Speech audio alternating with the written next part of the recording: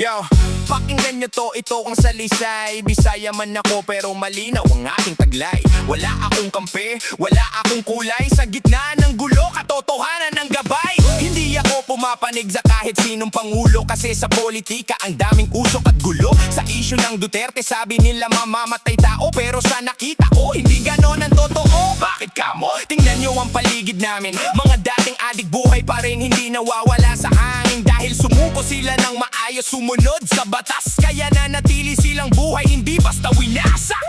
Sa kalsada ng buhay, ang daming bersyon. Mahirap malaman kung alin ang tama sa opinyon. Huwag agad maniwala sa sabi-sabi lang. Katotohanan pa rin ang dapat pinanghahawakan. Sa Miss Ox, may mga pangalang kilala, parod ginugat na varo, laging laman ng balita. Sinasabing sangkot sa droga at armas na kalakal. Mga pangyayaring matagal nang bumabalot sa lugar. Kuratong baleleng kasama sa usapan. Mga lihim na galawan sa likod ng bayan. Alam ko ang iba dahil nanay ko'y naroon. Nag-aalaga ng baka ni Mayor David Navarro noon. Hindi ito panghusga, hindi rin bang away. Ito'y rap lang ng kwentong aking natungayan. Ang narinig at nakita aking ibinabahagi. Respeto lang sana sa bawat